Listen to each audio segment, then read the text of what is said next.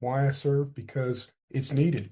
Whatever abilities or resources that I can bring to the position and impact individuals and groups and communities through Rotary, that's what is needed. We're in a very, very tenuous world situation right now.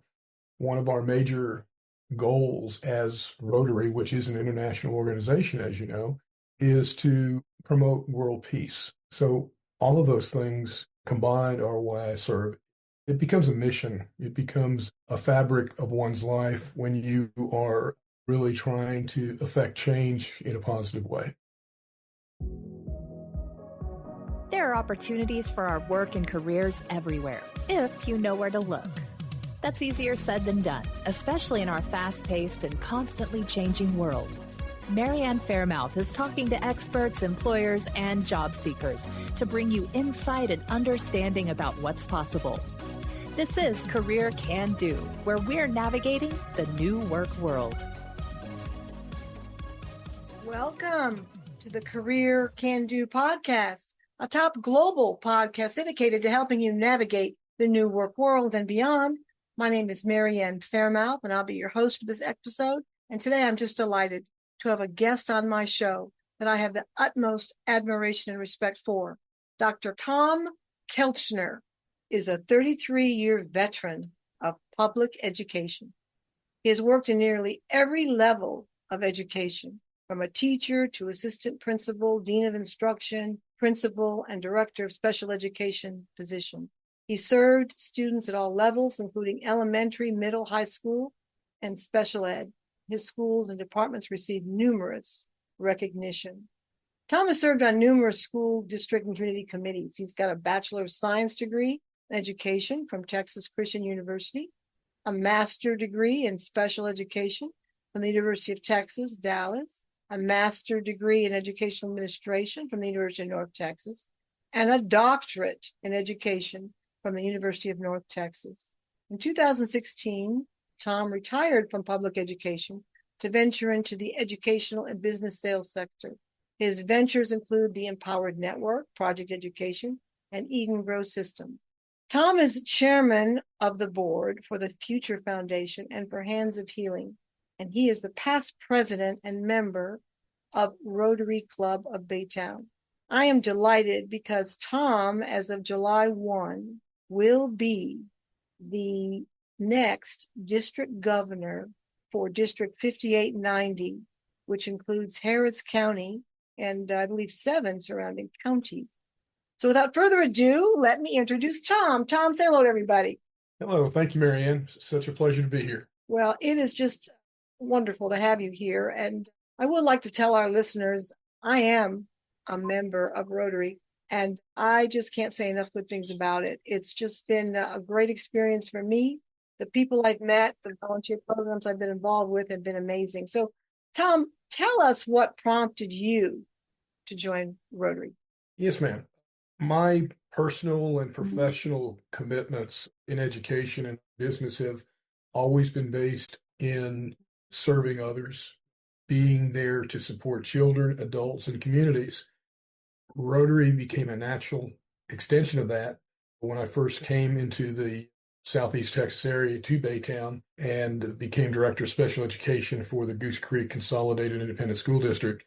I was immediately honored to be invited to join the club in 2010. Rotary is a powerful service organization that has done immense good in our local communities at the state level and certainly nationally as well as internationally. So what attracted me is that it was an organization that fit my beliefs and my wish to serve to make the world a better place. Well, Tom, I'm right there with you. I'm very service-oriented as well. And I do believe that, especially in these times, with all the changes going on, I think Rotary now is even of more importance for people to know about, because I think that you can work with others that are really dedicated to serving and helping and meeting the kind of people that I've met in Rotary. I think that you really gain so much. And as I said, I think these times right now, even more importantly, it is to be a member of Rotary. So why do you serve? I know you're very much involved in helping people, but I mean, you have this wonderful position starting July 1st, but why do you serve, Tom? What is it besides the service of people? That's a lot. It's a big responsibility. Yes, it is. And I take it on with great pride. Why I serve? Because it's needed. Whatever abilities or resources that I can bring to the position and impact individuals and groups and communities through Rotary, that's what is needed. We're in a very, very tenuous world situation right now. One of our major goals as Rotary, which is an international organization, as you know, is to promote world peace. So all of those things combined are why I serve. It becomes a mission. It becomes a fabric of one's life when you are really trying to affect change in a positive way. Oh, I agree. I agree. And Tom, the people I've met in Rotary, they care about others. They want to make a difference. They want to help people become their best selves. And I think that, especially as you mentioned, during these changing and challenging times, I think an organization like this is even more important. And I'm so thrilled to have someone like you at the hub. So tell us, in your opinion, what is Rotary's place in our community, states, nation, and the world? We are the largest service organization in the world. We have nearly 1.4 million members. We have the ability to affect change because of our commitment to different causes. One of our primary causes over the decades has been the eradication of polio, for example.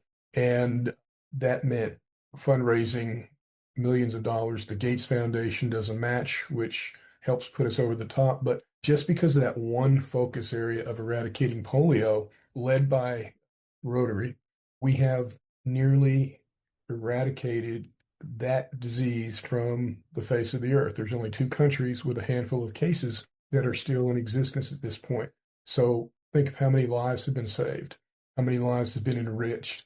We have, again, at a local, a national, international level, we have many, many different service projects, such as drilling wells, water wells in areas that simply need water. We have one group, our University Area Club, has traveled to Matamoros, Mexico over the last several years on a water project where they actually helped rebuild underground water delivery pipes. And there are now homes that didn't even have running water that have running water because of Rotary. We deal with food scarcity issues in many different ways. So the other major area that we deal with is mental health and well-being. So there's a number of different ways that we touch, very tangible way, the problems that are affecting individuals across the world. Well, I think that's amazing. And I had no idea that Rotary has done, that much and been involved in so many things. I mean, Tom, to eradicate polio, that's huge. That's huge. So I would assume then there's a lot of research that goes on. I mean, and someone like you that's got such an educational background is really, a wonderful person to be at the hub here. So does Rotary get involved in lots of research and technology? I mean, it sounds amazing. Depending on the particular focus area, yes, to a degree. Now, I do know a good friend of mine has been a member for, I think she said 35 years. And I do know she works a lot with high school kids and with youth groups and things like that. So I think, Tom, if we can have an organization like Rotary working with people at those levels, I think it only helps them become their best selves as adults. Don't you agree? Absolutely. And to that end, Mary Ann, we have varying levels. We go all the way down to the elementary level with formats, club formats. Our Interact organization is the middle and high school version of Rotary. In District 5890, we have 60 different Interact clubs associated with high schools and middle schools across our region. We have Rotaract, which is kind of a sister organization sponsored by some Rotary clubs. Some are standalones where young adults and older are able to join as opposed to a regular Rotary club. We have a very, very vibrant youth exchange program in District 5890 where we have a dozen or more students this year, for example, who are outbound to go live for different periods of time in other countries in this exchange program. So at any age level, we have some impact and we have opportunities for every age. Well, that's wonderful. Well, Tom, being a specialist as I am in the career field with what I call the new work world, there are so many challenges right now. Does Rotary provide any kind of mentorship programs for people that might really be searching for what they want to do with their life? I mean, do they have those kinds of programs or people available to be mentors? How does all that work? That often works through the club level so that we encourage our clubs to have just that, where we have new members or younger members to have mentors assigned to help them network and navigate the world. But it does pretty much go on a club by club basis. Well, I know that, as I said, a person I've known for almost 40 years referred me and got me interested in becoming a member. But for someone who's listening to this, if it's really kind of piquing their interest, how do they go about becoming a member? Is there a website they apply to, or how does that all work? They can go directly, in our case, to the District 5890 website, which is RotaryD5890.org. That's RotaryD5890.org. And you can see the list of 50 plus clubs, locations, meeting times. My address is included. My email address, that is included. So folks are free to contact me directly and I can make a connection. There are a number of different ways. Okay. Well, all of this, if you're listening out there, all of this will be on my website too, faremouth.com. So certainly if you need to, go to a website, you can't remember everything Tom's just said, you can go to my website and all of this information will be listed for you to get with Tom and hear more about it. Well, as I said, I'm thrilled to be a member. I know my life is better because of being involved with Rotary. But tell us, you are the new district governor now as of July 1st, 2025. What are some of your initiatives that you wish to accomplish during your year as district governor? We have some wonderful things going on, so it is our intent to amplify in different areas what we have going. I mentioned Interact. We want to ensure that the young people in Interact have opportunities to work directly with various clubs for volunteerism and service projects and so forth.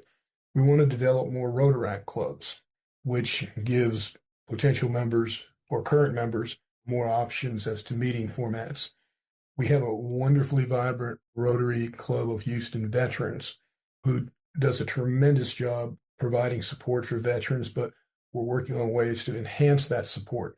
22 veterans a day commit suicide because of PTSD related issues. So the need to continue to enhance what we're doing is very obvious. We also are pushing initiatives to create an awareness program to help battle human trafficking. The Houston area is, if not number one of the biggest hotspots in the world for trafficking. And we're going to be working with school districts and other organizations to get an awareness program going so that young people know what to do, who they can call for assistance and so forth. And that's in process right now. Visibility is a major goal. What we're doing here today in this podcast is part of that. And by the way, don't forget, you're on my marketing committee. And but we need to trumpet at a very high level, a large scale, what Rotary is and what we do. And what we're talking about today is just touching the surface, of course. But we want to make sure that people understand that this is a very, very robust, vibrant organization that has for decades impacted the world in so many different ways. So marketing and visibility will be another major initiative. All of that wraps around to increasing membership and increasing monetary donations to our foundation, because we can't do anything without the funds. All of this is driven by grants and other funding, so forth. So membership increases, foundation giving increases, all of that are part of the goals and the initiatives.